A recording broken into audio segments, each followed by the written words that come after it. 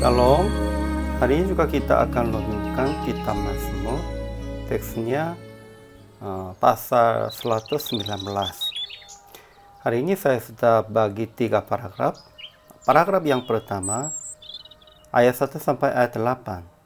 Berbahagialah orang-orang yang hidup menurut Taurat Tuhan, memegang peringatannya, dan mencari Dia dengan segenap hati.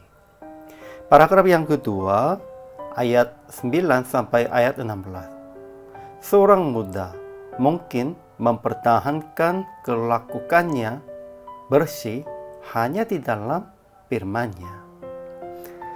Paragraf yang ketiga, ayat 17 sampai 24. Permohonan menghardik dan mengutuk orang yang menyimpang dari perintah-Nya dan menggulingkan celah dan penghinaan dari dia yang memegang peringatannya.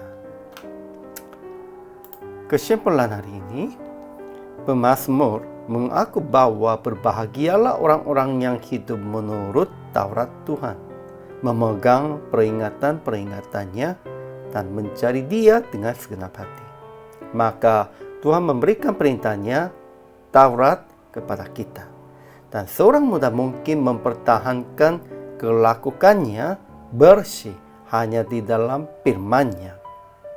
Kemudian pemazmur memohon kepada Tuhan akan menghardik dan mengutuk orang yang menyimpang dari perintah-perintah-Nya dan menggulingkan celah dan penghinaan dari Dia yang memegang peringatannya. Ajaran tentang Allah. Pertama, Tuhan memberkati orang yang hidup menurut Taurat-Nya. Kedua, Ia menyampaikan dan mengajarkan titah-titahnya, ketetapan-ketetapannya supaya dipegang dengan sungguh-sungguh. Ketiga, Ia menghardik orang yang kurang ajar, terkutuk orang yang menyimpang dari perintah-Nya. Ajaran bagi kita. Pertama, berbahagia orang yang hidup menurut Taurat Tuhan, memegang peringatannya. Ya, kalau kita hidup menurut Taurat, memegang peringatannya, hanya kita simpan dengan firman, kehidupan kita pasti berbahagia. Kedua, kita tidak akan mendapat malu apabila kita mengamat-amati segala perintahnya. Ketiga, seorang muda mempertahankan kelakuannya bersih hanya dengan menjaganya sesuai dengan firman-Nya.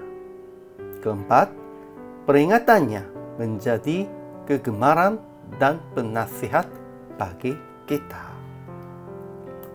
Aplikasinya. Pertama, tetap memegang firman, peringatan Tuhan, sambil menceritakan dengan bibir kita segala hukum yang Ia ucapkan.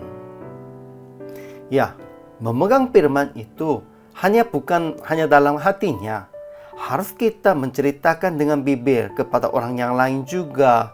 Dan kita harus menjadi saksi tentang firman.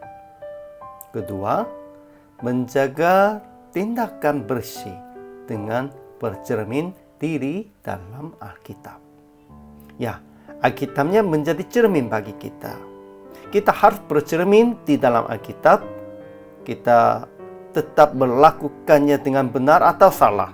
Itu sesuai dengan kehendak Tuhan atau tidak. Itulah aplikasi.